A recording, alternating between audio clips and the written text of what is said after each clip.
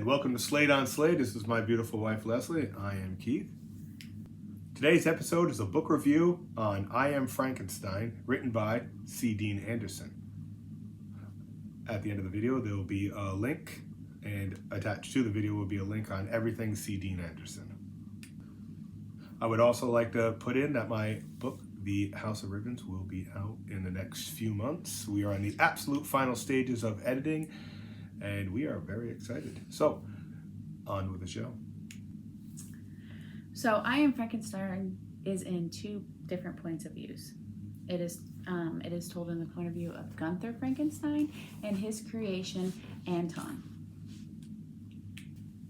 As you can tell, today's episode is going to be heavily narrated by my beautiful wife because A, her voice sounds a lot better than mine, and she is a huge fan of this book, whereas I am a huge fan of, yes, this book, but more so of I Am Dracula. I told you I'd sneak the title of that book in there.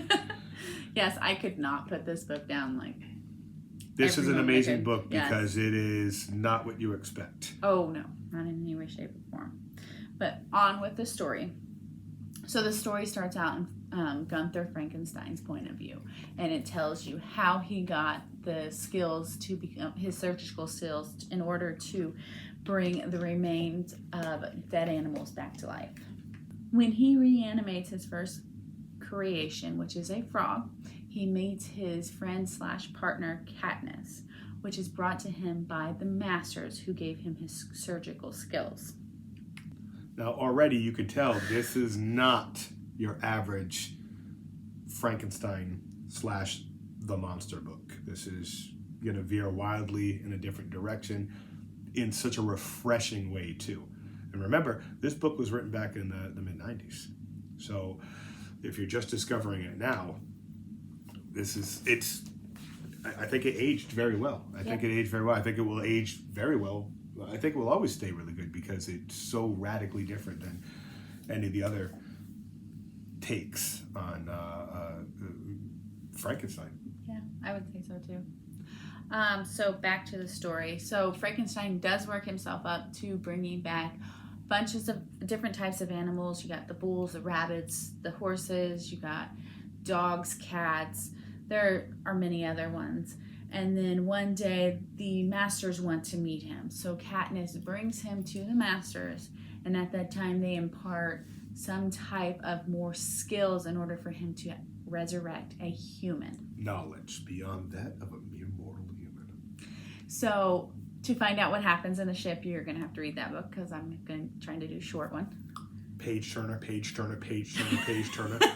Let me just read one more chapter. Page turner, page turner, page turner. The sun's coming up. I don't got to go to work. Work. Page turner, page turner, page turner. So when they return home, Katniss was told that they would have a castle. So whenever Frankenstein is ready to leave his home, they will be able to go to a castle to start their resurrection of a human. Yeah, because, if you're going to bring back people, you got to do that shit in a castle. Yeah. It's like, I brought a person back in a cottage. Yeah, well, my Uncle Jimmy did it in a castle, so you. No, I'm just kidding. I'm sorry. So next is the point of view of Frankenstein's creation, Anton. You dropped that. Let me get that. When he wakes up in his mind at first, and he is brought back by a god. Oh gosh, I can't even say this. Shikaki, I think it is. I don't want to say it wrong. I'm so sorry if I did say it wrong. That's one of those ones that is hard to pronounce. So to me, it's Shinki. Okay, we'll go with Shaky because it sounds better than what I had. It's Shadki. And speaking from a guy who's written a lot of different characters with very original names, I'm going to do a whole pronunciation video just so people know how to pronounce it. But again, this was written in the mid-90s, back before the internet. A different, more simpler time. So she is the goddess of the mountains, I believe, and she has control of the wolves. So she brings his soul back to his body, and one condition that he kills his creation, the partner, and the masters, because she does not like them at all. She thinks that what they are doing is wrong. An abomination before the gods themselves. And at that time, they kept him restrained. That way, he could not hurt anybody because they did not. This is the first human creation that they had come back to life, so they did not know what was going to happen. Yeah, he could have lost his mind. Yeah, so they wanted to keep him restrained, and they debated on whether or not back and forth. So then it goes back into Gunther and his resurrection. After he did that, instead of going to sleep, he went upstairs to the library. And the masters came to visit him in a little glowy cube blue ball thing and told him that they wanted him to kill Katniss. Are we going to tell the people who the masters really are? Or are they going to let them figure it out? I'm going to let them figure it out on their own. Figure it out. Page turner, page turner, page turner. So... Because you're going to blow your mind. Because when I read it, I was like, oh, damn. Damn, it was some crazy shit. It was a revelation for me.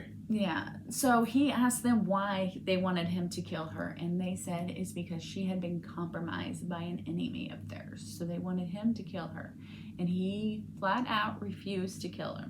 Oh, this book is just layers of just cool shit. Sorry. So in his refusal, he ran downstairs. In whose refusal? Gunther's refusal. Yeah, I just sorry. We did the edit, so I didn't know if that was going to make it into the edit. He went downstairs to go ahead and view him with the voice and his eyes, and decided to uncuff him from the thing so he could help protect her. Yes, from the masters. So when he got off, he looked around for weapons of any kind that they could have. So there was no swords or anything like that in the castle. Imagine Wait, that. a whole castle? No swords? Imagine that. I know, there's no swords. No swords. And so all he found was the surgical tools of Gunther.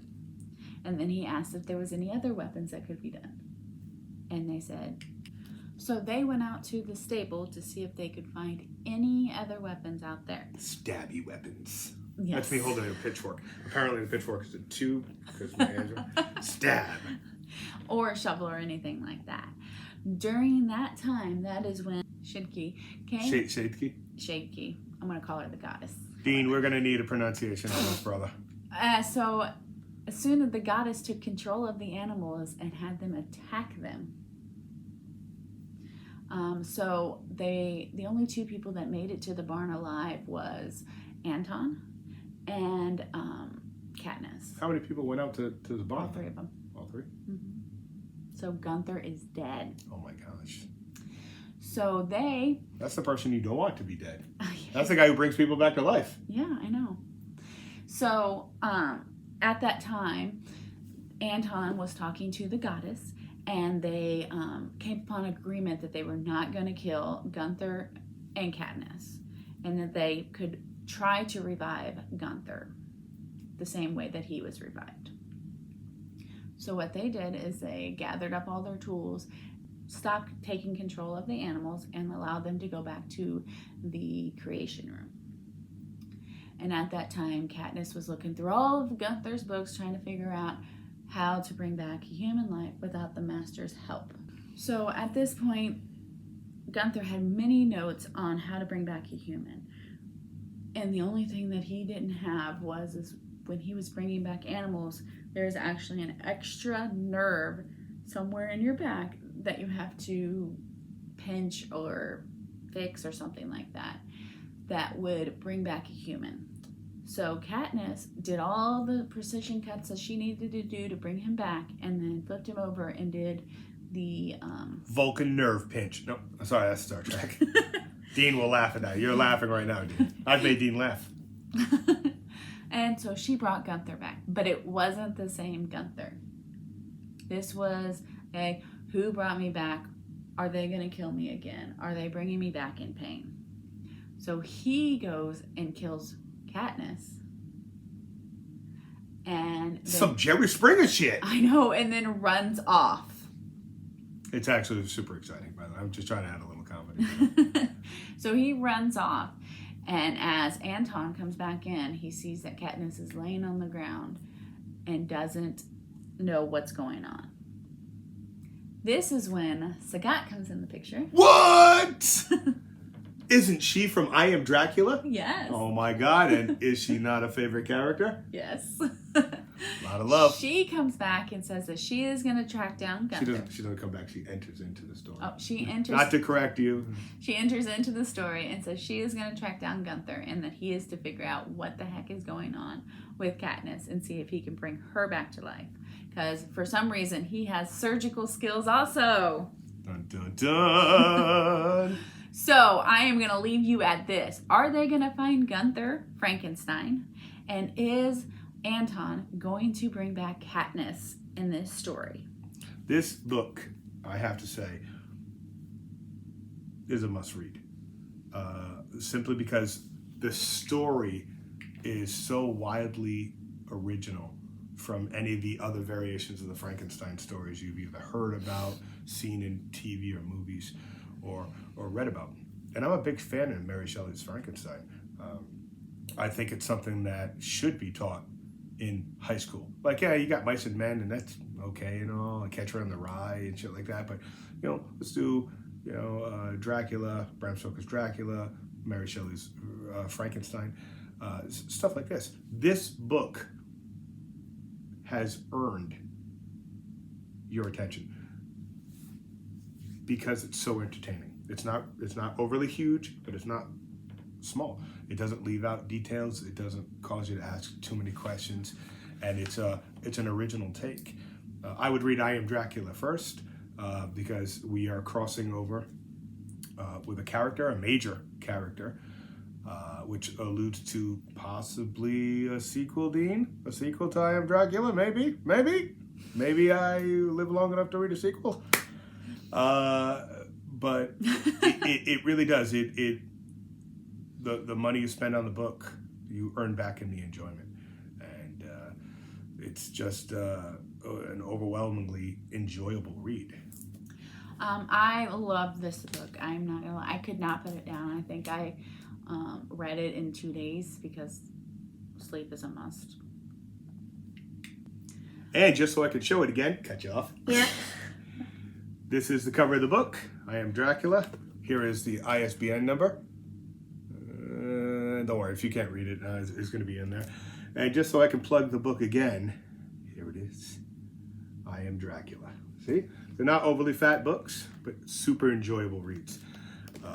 This is one of those things where I can promise you everything and the world, but I can almost guarantee that this is the type of literature that when you pick it up, you're not going to want to read it slowly. You're going to want to just chew it up. You're going to want to eat it up. You're going to want to absorb it. So my favorite parts of the book is the fact that Sagat came back in because she is one of my favorite characters in I Am Dracula. Oh man, just the crossover I Am Dracula caused me to be like, what is going on here? You gotta understand, I get excited for books, but his books are the type of thing that are just, they fuel the imagination. I literally became a writer because I loved I Am Dracula so much. It drove me over the course of 20 years to sit down and you're the one who said, why don't you turn this into a story? But and then after having an ex tell me I couldn't write to save my own life, and got over that hurdle real quick. It took like 15 years, but hey, look, I got a book coming out, so na boo boo, your head in doo doo. But yeah, I get excited with these. This is good. So that is all we have for you today. So if you like us, go ahead and hit the like and subscribe button below. And go ahead and follow us on Facebook, Twitter, Instagram, and Tumblr if you want more updates on the books or future videos that we have coming out. Yeah, if you got any suggestions, feel free, man. I'll talk about the new He-Man toys that come out if it brings me likes and views. And that is all we have for you today. So we will see you next time. Bye. Bye.